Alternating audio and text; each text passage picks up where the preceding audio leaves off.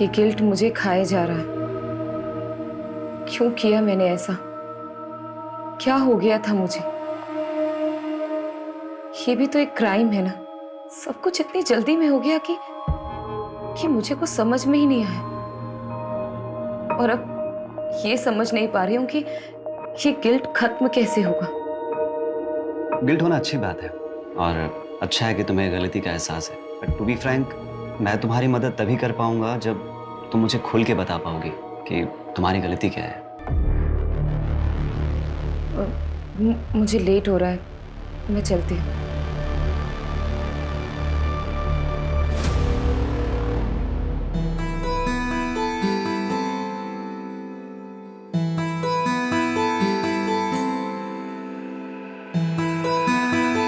Section में doctor Prabha के पास जा रही हूँ। मम्मी की रिपोर्ट्स दिखाने हैं, सेकेंड ओपिनियन ले रही हूँ। अबे तो काजल, मैं चलता हूँ ना साथ में। नहीं नहीं, मैं चली जाऊंगी। आज तुम्हारी छुट्टी है ना, तुम रेस्ट करो। ओके ठीक है, बाय। अनिल, ये तीनों पोस्टर्स ओके हैं। एक काम करो, इनकी आज ही प्रिंट निकलवाओ, ठीक है? और 20-20 फीट की होर्डिंग्स पूरे पुणे में लगनी चाहिए। अंडरस्टूड?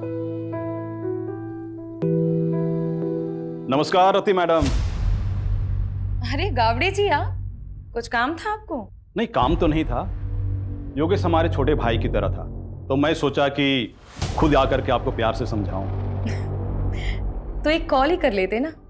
इस उम्र में इतनी तकलीफ क्यों दे रहे हैं खुद को? आप अकेली औरत मैडम, कैसे करोगी ये सब?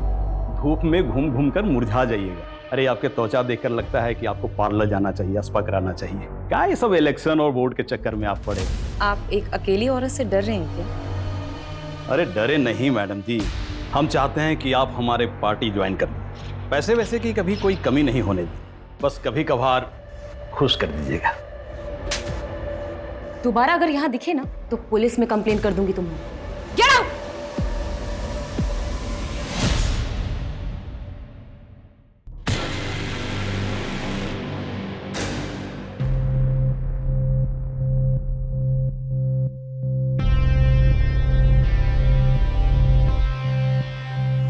रति, कब तक हम ऐसे छुप छुप के मिलते रहेंगे?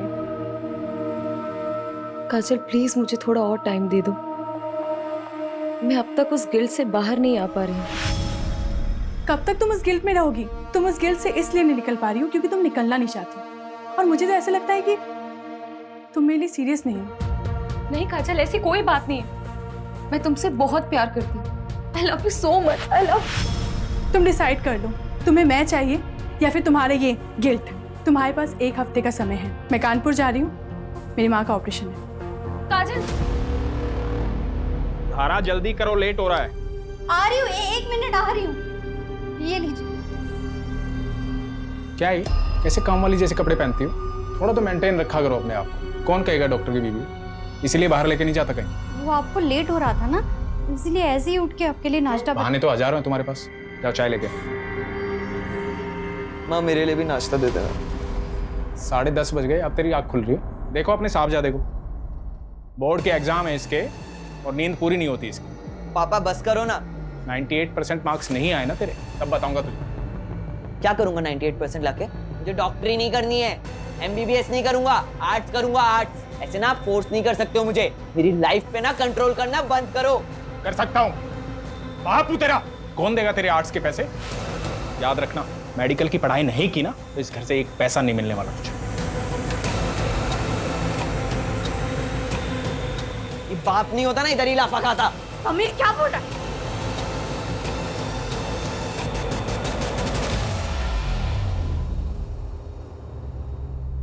माता जी, ये दवाई मैंने लिखी है और ये हमारे कैंप की तरफ से फ्री है। जुग जुग जियो बेटा, तुम बहुत ही अच्छा काम कर रहे हो। भगवान तुम्हारी सारी मनोकामना पूरी करे।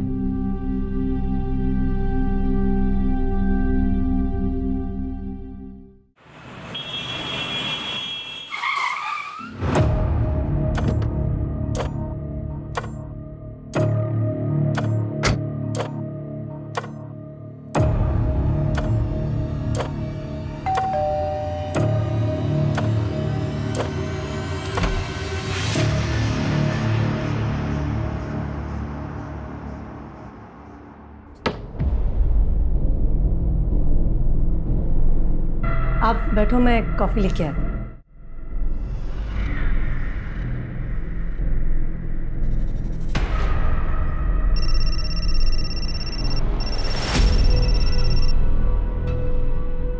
रवि, वो मैंने आपसे जो 2 लाख रुपए मांगे थे ना बैंक से निकालने के लिए, वो प्लीज लेके आना।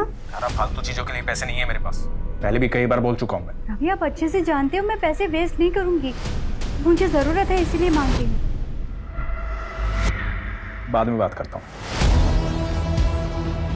अभी किसी पेशेंट के आया हूँ, तबीयत ज़्यादा खराब है उसकी, आने में लेट हो जाऊँगा।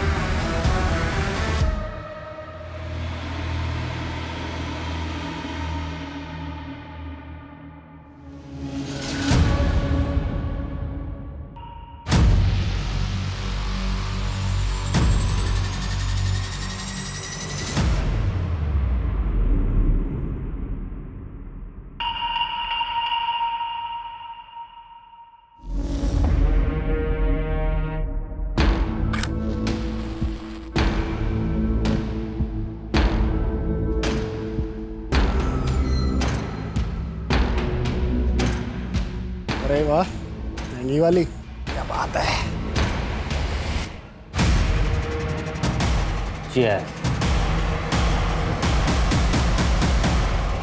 यार मेरी तो बस एक ख्वाहिश है, मुझे ना अपने बेटे को जोर से गले लगा के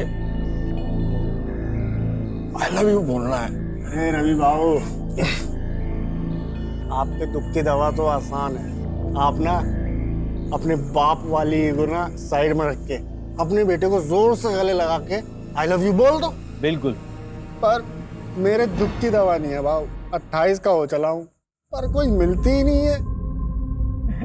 अरे ऐसा लुक्के के जैसा घूमेगा तो तेरे को कभी कोई नहीं मिलेगी। भाऊ, आप तो लुक्के नहीं हो ना, तो आपके आगे पीछे क्यों नहीं घूमती 4-5 लैला है? मुझे लुक बोल रहे हैं। भाऊ, मैं क्या बोल रहा था कि क्या कर दिया ये? हाँ, समझता नहीं तेरे को? हाथ कैसे लगाया मेरे को तूने? अरे लड़की खड़ी है, शर्म नहीं आती तुम लोगों को? हाँ?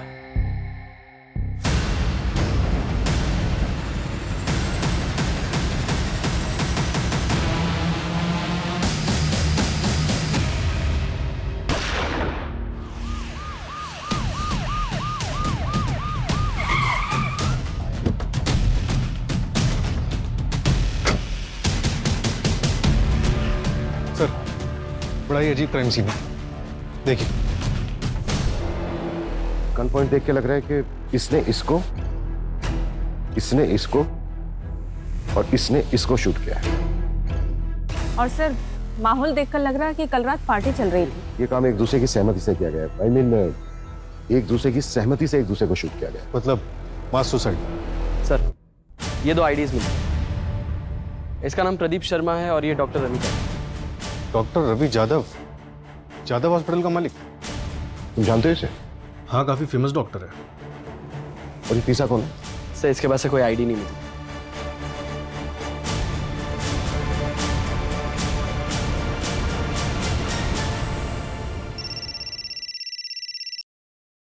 हेलो, क्या? माँ, क्या हुआ? समय, पापा।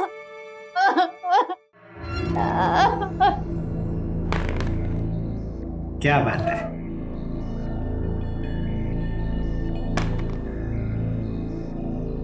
पापा, आपका 1 आया था, आपने 3 क्यों चलाया? मैंने चीटिंग नहीं किया। नहीं पापा, आप चीटिंग कर रहे हो। चलो, आई देखो ना पापा, चीटिंग कर रहे हैं। क्या टिया, तू भी किसको बता रही है? ये तो खुद चीटर है।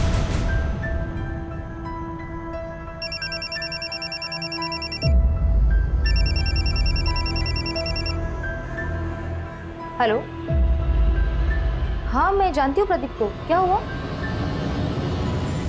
क्या?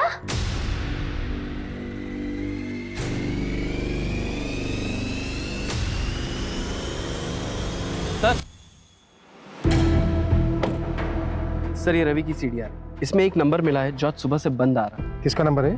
सर जया कामली के नाम पर रजिस्टर्ड है। रेगुलर बातचीत होती थी? हाँ सर, दिन में 2-2 घंटे बात होती थी। सर तो कहीं ये डॉक्टर रवि का अफेयर तो नहीं चल रहा था? पॉसिबल है। पोस्टमार्टम रिपोर्ट आई? सर डिटेल पोस्टमार्टम रिपोर्ट आने में 1 हफ्ता लगेगा। प्राइमरी पोस्टमार्टम में ये आया है कि तीनों की बॉडी में 250 ml से ज़्यादा अल्कोहल है। मतलब पूरे चांसेस हैं कि फुल नशे में हो।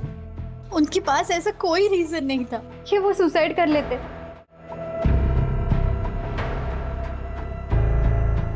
क्या आप लोग इन्हें जानते हैं? नहीं नहीं सर। नहीं। क्या इसको जानते हैं? नहीं जानते सर। जया कामली, शायद नाम सुना हो। नहीं जानते सर। श्योर? जी।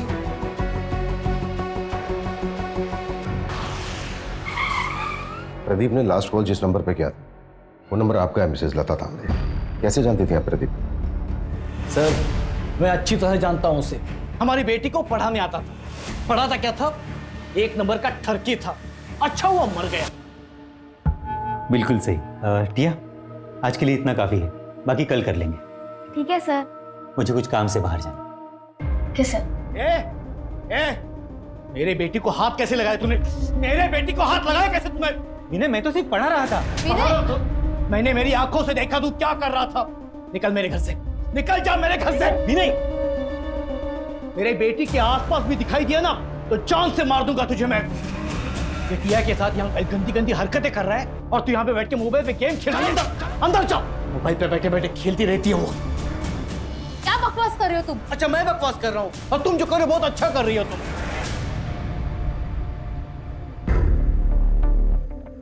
सॉरी सर, वो थोड़े गुस्से वाले हैं। मंजू, यस। इन दोनों को देखिए, कभी आपने प्रदीप के साथ देखा है इन दोनों को? जानती हैं आप इन्हें? नहीं, मैंने नहीं देखा। प्रदीप की फैमिली में से जानती है किसी को? देखिए हम उसके घर पे गए थे, घर पे ताला लगा हुआ था और नेबर से भी हमें कोई खास इन्फॉर्मेशन नहीं मिली। नहीं सर, उसने कभी कुछ बताया नहीं। शायद वो अकेला ही रहता था। अच्छा मिसेस तांबे, क्या आप कोई ऐसा रीजन जानती हैं जिसकी वजह से प्रदीप सुसाइड कर सकता है? नहीं सर, मैं अच्छे से जानती हूँ उसको। प्रदीप सुसाइड कर ही नहीं सकता। अपना वादा याद है ना तुम्हें? भूली तो नहीं? वरना मैं अभी भी पुलिस के पास जा सकती हूँ। नहीं, पुलिस के पास मत जाना। मैं रवि के अंतिम संस्कार में बिजी थी। मैं तुम्हारा काम कर देती हूँ। जल्दी करो, मैं और दिन ज्यादा वेट नहीं कर सकती हूँ। हाँ ठीक है।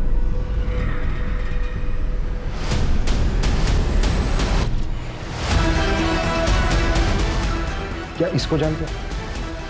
नहीं सर। Doctor, I am really worried for Rati. उसके पीए को भी कॉल किया था पर उसे भी नहीं पता वो कहाँ है।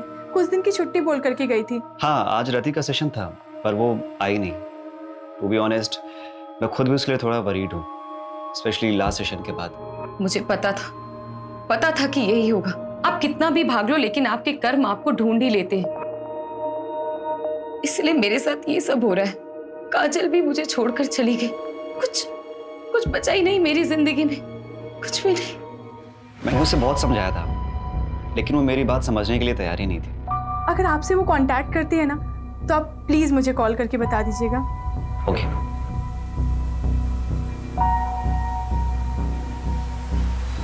सर डॉक्टर रवि ने पाषाण में 3 करोड़ का फ्लैट बुक किया है। 3 करोड़ का घर? जी। नॉमिनी कौन है? बेटा नॉमिनी। फ्लैट बीवी के नाम पे बुक किया।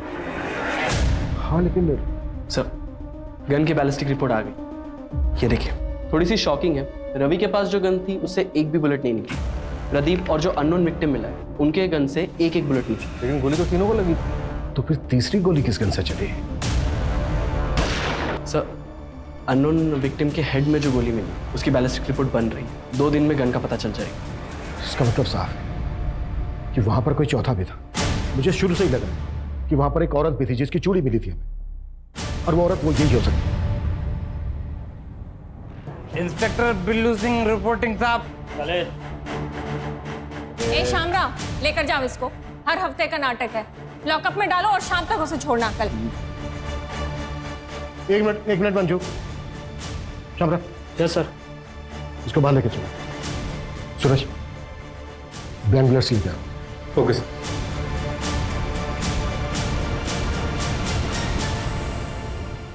चल पकड़। मिला। गन? निशाना लगा उसमें। घबरा मत, निशाना लगा। शाबाश। हाँ, लगा निशाना।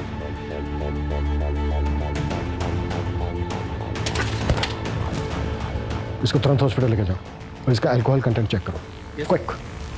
चलो चलो। मान लेते हैं ये है मिस्टर एक्स। मिस्टर एक्स के राइट हैंड में गन थी। मिस्टर एक्स ने प्रदीप को शूट किया। प्रदीप के राइट हैंड में गन थी। प्रदीप ने रवि को शूट किया। रवि के हाथ में भी गन थी, लेकिन रवि की गन तो चली नहीं, तो फिर मिस्टर एक्स को गोली लगी कैसे? देखो, इन तीनों के ब्लड में 250 ml से ज्यादा अल्कोहल कंटेंट था। बिल्लू भी हैवी ड्रिंक करता है, जैसा कि हमने देखा कि बिल्लू ठीक से खड़ा भी नहीं हो पा रहा। निशाना लगाना तो दूर की बात। सर तो फिर ये मिस्टर एक्स और प्रदीप का निशाना इतना सटीक कैसे लगा? दोनों में से किसी का भी निशाना नहीं चुका। इसका मतलब ये पूरा क्राइम सीन सेटअप था। एग्जैक्टली, हमें गुमराह करने के लिए। ये कोई मास सुसाइड नहीं, बल्कि मास मर्डर था। इसका मतलब साफ है कि यहाँ पे इन तीनों के अलावा भी कोई चौथा था, और ये चौथा है हमारा असली मर्डर। ये ले तेरे पैसे और अपना मुंह बंद रखना। और हाँ, याद है मुझे मेरी डील। शहर छोड़ के चली जाऊंगी मैं। तेरे लिए यही अच्छा होगा। और गलती से भी समीर की कंप्लेंट पुलिस में नहीं करोगी। बोला ना, नहीं करूंगी।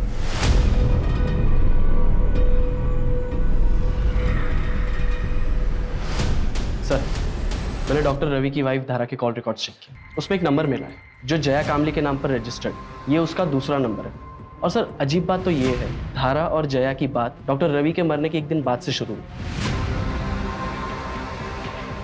तो कहीं वो चौथी लड़की, ये धारा,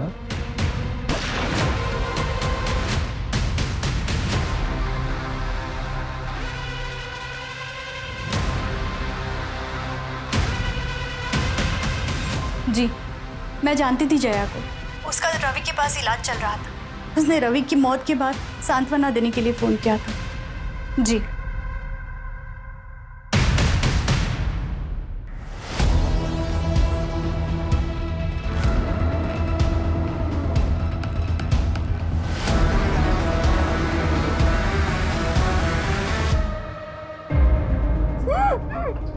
मेरे पापा से वापस मिलने की कोशिश की ना तो जान से मार दूंगा। मैं नहीं जानती। ए, नाटक बंद कर। मेरे पापा डॉक्टर रवि तुझसे मिलने आते हैं ना, तेरे साथ इधर गुलछड़े उड़ाते हैं ना। क्या चाहती है तू? उनकी प्रॉपर्टी? एक बात कान खोल के सुन ले, मेरे पापा की प्रॉपर्टी पे सिर्फ मेरा और मेरी माँ का हक है, समझी? सूरज, जया का मूवमेंट ट्रैक हुआ? बटरफ्लाई रात को कहाँ थी? सर, जया का फोन तो उसके घर पे ही एक्टिव था और कोई ऐसा क्लू नहीं मिला जिससे ये पता चले कि जया क्राइम साइट पे गई। जैसे क्राइम साइट पे जाने वाले सभी रास्तों का सीसीटीवी हम स्कैन कर रहे हैं। और सर, हॉस्पिटल स्टाफ से भी बात हुई। उन्होंने बताया कि जया को डायबिटीज और ये डॉक्टर रवि इंसुलिन के शॉट लगाने से घर पे जाता था। व्हाट? तब डॉक्टर रवि और जया के बीच में अफेयर नहीं था?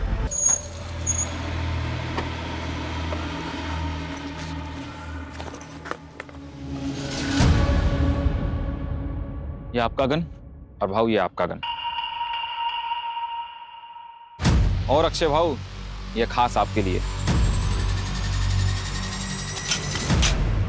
अरे अक्षय भाऊ, ये क्या कर रहे हो आप?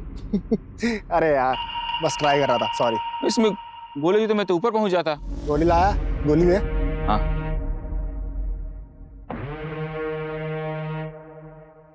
और चौथी वाली कहाँ है? चौथी गन है। वैसे भाऊ, आप लोग करने क्या वाले हो? मतलब बस पूछ रहा था मैं, अपन को क्या?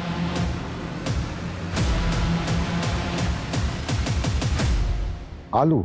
हाँ साहब, 3 लोग थे, 4 गन लेके गए और उनके पूरे सीट पे आलू भरे थे। ये जो तीसरा आदमी था, इसका क्या नाम बताया तुमने? अक्षय नाम है उसका। यही कोरेगांव पार्क में ही रहता है। मेरा एक दोस्त है जो उसका पड़ोसी है, तो उसी ने डील कराई थी।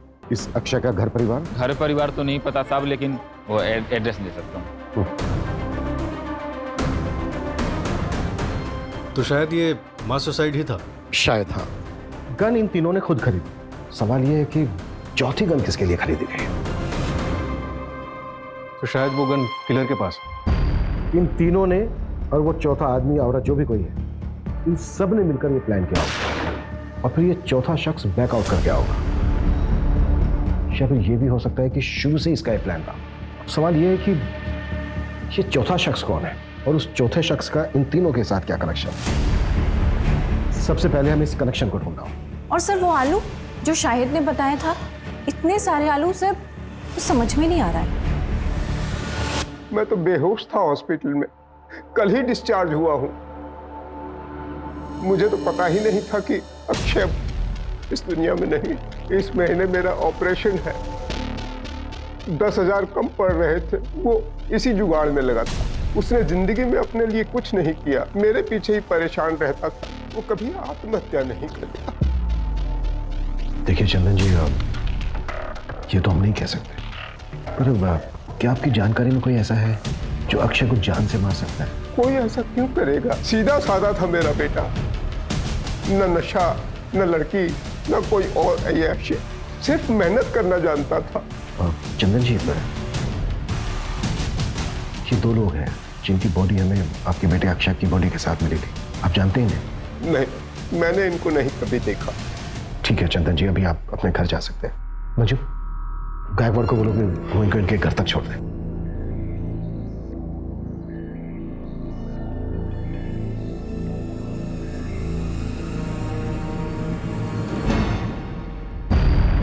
सर, अक्षय की मौत जिस बुलेट से हुई है वो मैच हो गई। और सर, उस गन की बैलिस्टिक रिपोर्ट अक्षय की बॉडी से मिली गई बुलेट की बैलिस्टिक रिपोर्ट से मैच हुई। किस गन के साथ? सर, ये सेम गन एक और क्राइम में भी यूज हुई। क्या क्राइम था? चौंकाने वाली बात है सर, ये क्राइम 14 अप्रैल की रात को 1:30 बजे के करीब हुआ था और अक्षय, रवि और प्रदीप की मौत 12:15 के करीब हुई। ये दोनों मौतों के बीच में 1 घंटे का फासला था। जरूर ये दोनों क्राइम आपस में लिंक हो सकता है। क्राइम क्या? सर, एक औरत ने सुसाइड कमिट किया, उसी के घर में उसी की लाश 4 दिन बाद मिली। क्या यार रति, तुम रति उठो ना। रति जादव नाम था, कॉपरेटर योगेश यादव की बीवी। कॉपरेटर योगेश यादव, इसने भी सुसाइड किया था ना? हाँ सर, और उसकी बीवी रति यादव, ये भी इलेक्शन लड़ने वाली थी। तो वो चौथी औरत रति थी। कि रति के केस में ना और कंफ्यूज कर दिया है। 3 आदमी, 1 औरत। आखिर ये करना क्या चाह रहे थे? रति के हस्बैंड ने सुसाइड किया और बाकी के 3 विक्टिम। कहीं ये सब कुछ रति के पास से तो नहीं जुड़ा हुआ है? और सर, राति के पोस्टमार्टम के मुताबिक उसके बॉडी से भी अल्कोहल बरामद हुआ था, 126 ml। फिलहाल हमारे लिए यही जानना जरूरी है कि इन चारों का आपस में लिंक क्या था। क्या ये चारों एक दूसरे को जानते थे? सर, अफेयर का भी एंगल हो सकता है। पॉसिबल है, पर सवाल वही है कि किसके साथ? हो सकता है एक के साथ, हो सकता है तीनों के साथ, और यही झगड़ा जलन इन मर्डर्स की वजह बनी। पॉसिबल है। अच्छा, रति यादव की बॉडी किसको मिली थी? सर, रति यादव के साइकियाट्रिस्ट डॉक्टर नीरव।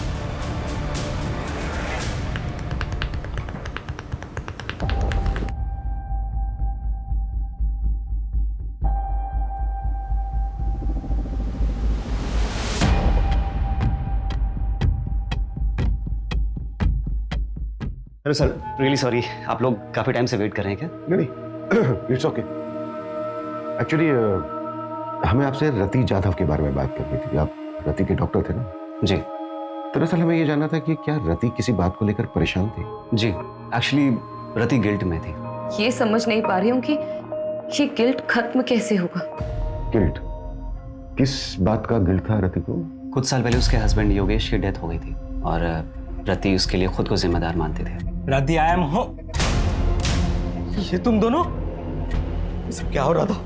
योगेश, योगेश मेरी बात सुनो। क्या बात सुनो? तुम्हें शर्म नहीं? मेरा नाम, मेरी इज्जत सब मिट्टी में मिल जाएगा। इलेक्शन कैंपेन स्टार्ट होने वाला है। तुम टेंशन मत लो, मैं और काजल कहीं दूर चले जाएंगे। मुझे छोड़कर सबको पता चल जाएगा। मेरा नाम, मेरा करियर, मेरी इज्जत सब बर्बाद हो जाएगा। योगेश मेरी बात सब सुनो। बर्बाद हो जाएगा। योगेश, योगेश, योगेश, योगेश, योगेश,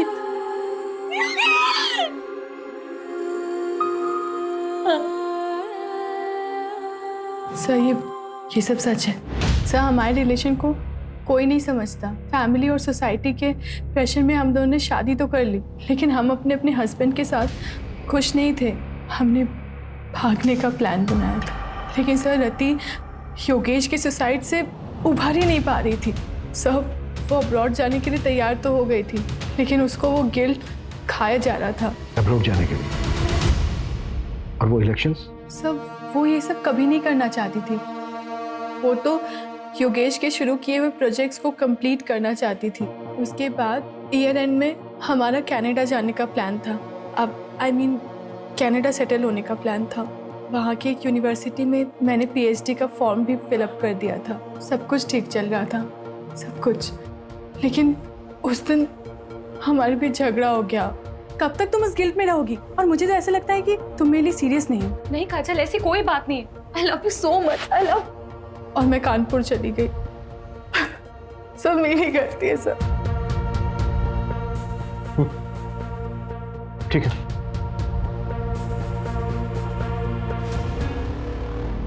सर, प्रदीप ने मार्केट से 10 लाख रुपए उठाए थे और सर प्रदीप की लोकेलिटी में एक ज्वेलरी शॉप है, उसने वहां से 20 लाख के गहने ऑर्डर किए थे और सर उसने दुकानदार से कहा था कि वो अपनी बेटी के फ्यूचर के लिए इन्वेस्टमेंट करना चाहता है। कहाँ है उसकी बेटी? सर मैंने पता किया है, 13 साल पहले प्रदीप को एक बेटी पैदा हुई थी, लेकिन सर बच्चे को जन्म देते समय उसकी वाइफ की मौत हो गई थी और सर उस नर्सिंग होम के रिकॉर्ड्स पता करते हुए हमें एक जाना पहचाना नाम मिला है जिसने उस वक्त उसी नर्सिंग होम में एक मरे हुए बच्चे को जन्म दिया था। कौन?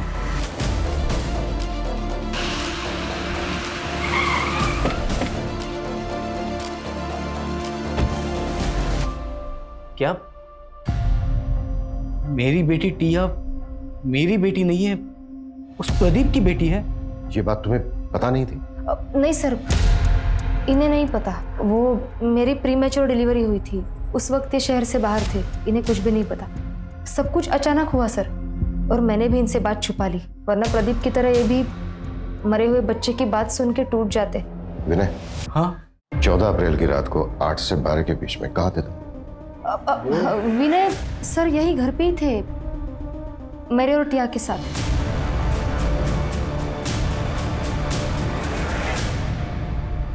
सर, रति के बैंक रिकॉर्ड्स चेक करके पता चला है कि कनाडा की एक यूनिवर्सिटी में उसे 30 लाख रुपए की फीस भरी थी और अगले महीने उसे 70 लाख रुपए और भरने थे। प्रदीप ने 20 लाख रुपए के गहने ऑर्डर किए थे और डॉक्टर रवि ने 3 करोड़ का फ्लैट बुक किया। ये लोग इतने बड़े इन्वेस्टमेंट कर रहे थे, जबकि इनके अकाउंट में पेमेंट करने के लिए पैसे नहीं थे।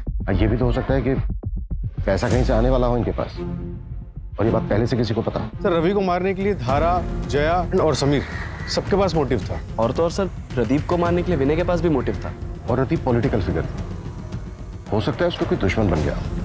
थप्पड़ बहुत महंगा पड़ेगा मैडम जी। तुम्हारी यूनिवर्सिटी की फीस है 1 करोड़ रुपए। सतीश 30 लाख रुपए भर चुकी थी, राइट? जी। बाकी के बचते हैं 70 लाख रुपए, लेकिन रति के बैंक अकाउंट में 70 लाख रुपए थे नहीं, तो फिर वो बाकी के पैसे कहां से भरने वाले थे?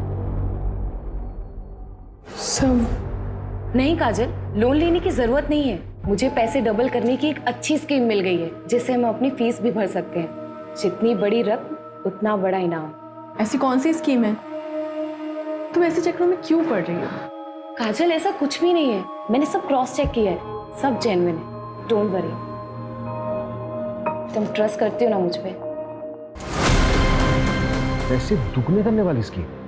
एक मिनट, तुम इसके बारे में और क्या क्या जानती हो? रति ने मुझे बस इतना ही बताया था।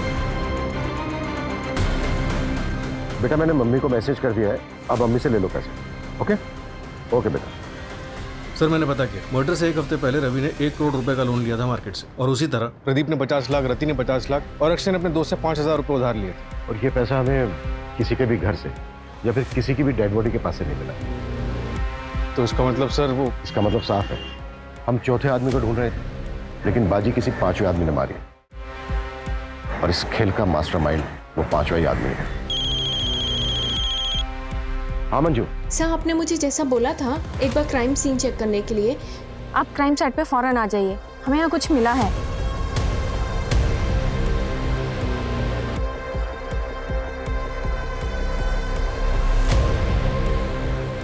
सूरज,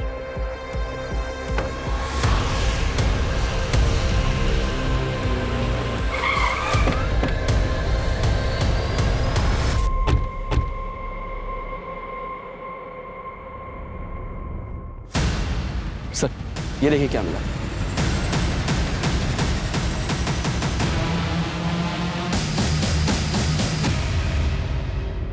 ये चल क्या रहा है यार? जमीन के अंदर मटकों में आलू। गन सेलर शाहिद ने वो तीनों को गन बेचते वक्त उनकी कार में बहुत सारे आलू देखे थे। Right sir. 4 डेड बॉडीज, इतने सारे सस्पेक्ट्स, पैसा दुगना करने की स्कीम, मुझे पैसे डबल करने की एक अच्छी स्कीम मिल गई है। मास सुसाइड करने का नाटक, और ये जमीन के अंदर इतने सारे मटकों में दबे हुए आलू। सूरज, हमें उस 5वें आदमी को जल्द से जल्द ढूंढना होगा। लेकिन फिर वही सवाल कि वो 5वां आदमी है कौन और कहां है? सर जैसे आपने बोला था, मैंने वो लाइन जितनी बड़ी रकम उतना बड़ा इनाम, उसके बारे में ऑनलाइन सर्च किया तो 10 साल पुराना एक केस गोरखपुर का मिला है। ये रही उसकी फाइल।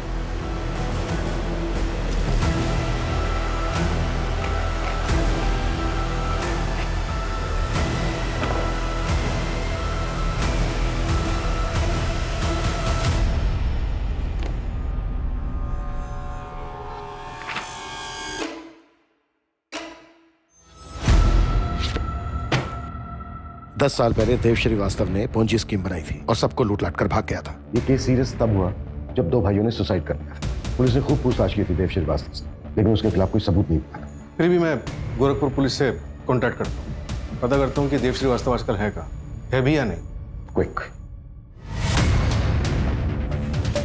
सर, देव श्रीवास्तव 4 साल पहले मर चुका। एक और डेड है? नहीं सर, देव का एक बेटा है जो 2 साल पहले यहीं पुणे में शिफ्ट हुआ था। इसका हमारे किसी सस्पेक्ट के साथ कोई कनेक्शन है? हाँ सर, ये देखिए।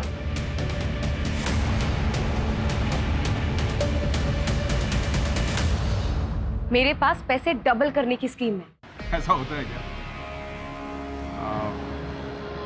आदमी भरोसे गए?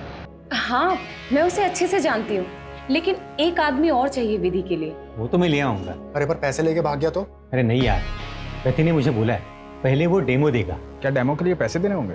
अरे नहीं नहीं, डेमो के लिए पैसे नहीं, कुछ और लगेगा।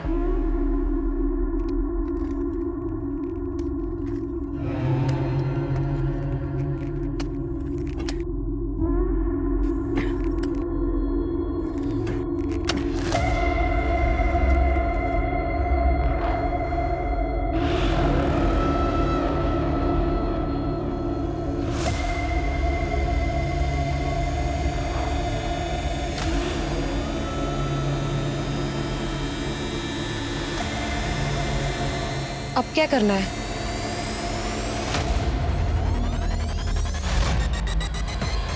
तुम चारों का कार्य समाप्त हुआ और मेरा कार्य आरंभ। इसके लिए तो तुम्हारे पास एक ही रास्ता है, तुम तुम्हारी पार्टनर काजल के साथ अब्रॉड चले जाओ। लेकिन डॉक्टर, मेरे पास इतने पैसे नहीं हैं। इसके लिए मेरे पास एक रास्ता है, सीक्रेट है, मैं पैसे डबल कर सकता हूँ। क्या? कैसे? एक तरीका है, अब साइंटिफिक नहीं है, और इस विधि को पूरा करने के लिए तुम्हें 4 लोगों को इकट्ठा करना होगा जो कि पैसा डबल करने की चाह रखते हो। लेकिन डॉक्टर, ये सब होगा कैसे? पहले तुम 4 लोगों को आइडेंटिफाई कर लो, उसके बाद मैं तुम्हें डेमो भी दे दूंगा। उसके बाद अगर तुम चारों को मुझ पर भरोसा होता है तब पैसे लेकर आना।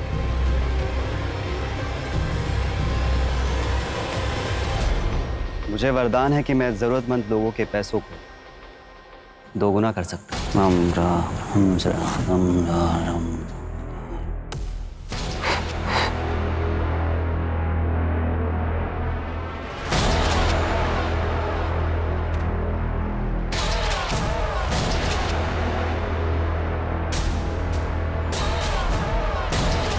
यहाँ आओ, यहाँ खोदो, सच क्या है खुद ब खुद पता चल जाए।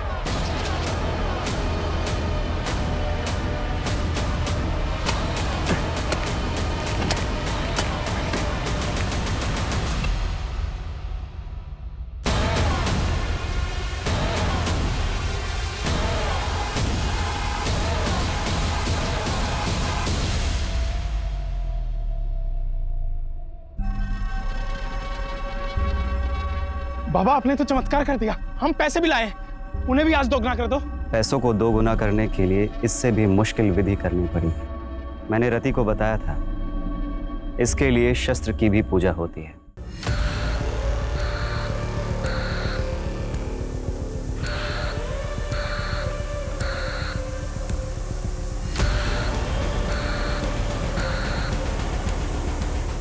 अब मुझे इस कार्य को पूरा करने के लिए समय लगे और एकांत भी। उसके पहले आप लोग आपके मोबाइल फोन्स स्विच ऑफ करके इस बैग में डाल दीजिए।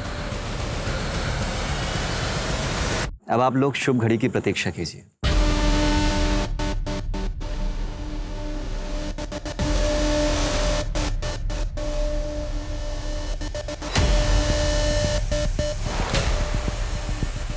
भाव मैं क्या बोल रहा था कि क्या कर दिया ये? हाँ?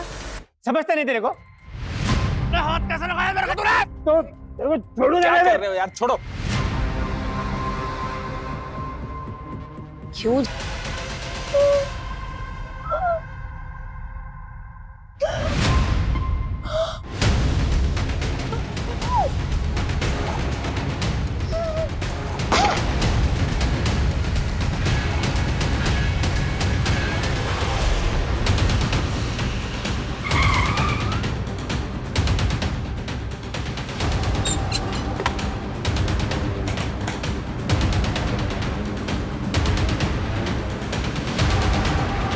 सूरज, पूरे शहर में मुझे नाकाबंदी चाहिए। हर जगह पर नीरव की फोटो खिंचवाओ, खास करके शहर के बॉर्डर।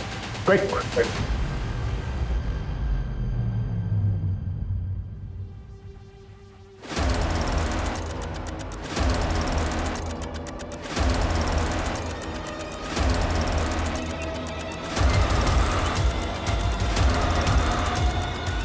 आप लिसन, तुम रूम में जाके शैंपेन निकालो। ओके। मैं बस 2 मिनट में आया। मैं बस 2 मिनट में आया। 2 मिनट नहीं बेटा, तेरे को बहुत लंबा समय लगने वाला है। अब लेके चलो इसको। अरे सर मेरी बात। सर मार लेना, जी भर के मार लेना, लेकिन पहले ये तो बताओ कि मुझे ढूंढा कैसे? मैरीगोल्ड, यही पोस्ट कार्ड था ना तेरे केबिन की वॉल पर। पहले हमें लगा कि ये कोई होटल है। पिछले 6 महीने में कम से कम 60-70 होटल गए होंगे, पर तू कहीं नहीं मिला। फिर मैं पता चला, ओ नहीं, ये कोई होटल वोटल नहीं है, बल्कि ये तो मुंबई का एक्सक्लूसिव मेंस सीक्रेट क्लब है। एक पोस्ट कार्ड से क्लब तक पहुंच गए। तुझे क्या लगा तू ही जीनियस है? तेरे जैसे फ्रॉस्टर्स अपनी झूठी शान में पैसा उड़ाने के लिए एक क्राइम करते हैं। फ्रॉड नहीं, जीनियस हूं मैं। अपने इशारे पे लोगों को नचाता हूं, और वो चारों तो अपने लालच की वजह से मारेंगे। मेरा उसमें कोई रोल नहीं है। वो चारों लालची, और तू निर्मोही जिसे कोई मोह नहीं। अरे तूने तो उस अक्षय तक को नहीं छोड़ा। वो बेचारा 5000 रुपए डबल करना चाहता था, पता है क्यों?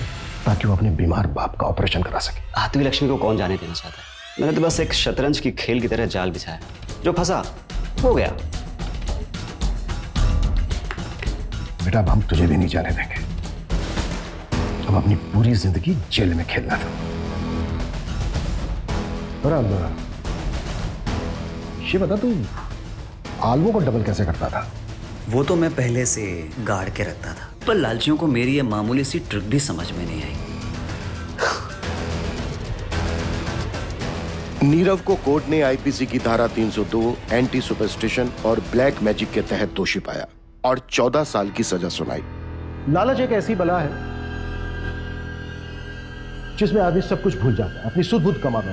तीनों पढ़े लिखे लोग थे, अच्छी सोसाइटी से थे, चाहते तो मेहनत करके खूब पैसा कमा सकते थे, पर नहीं, सब कुछ भूल भाल कर जल्दी जल्दी पैसा कमाने के चक्कर में अंधविश्वास में फंस गए और अपनी जान गंवा बैठे। फिर मुलाकात होती है एक और केस के साथ। जय हिंद।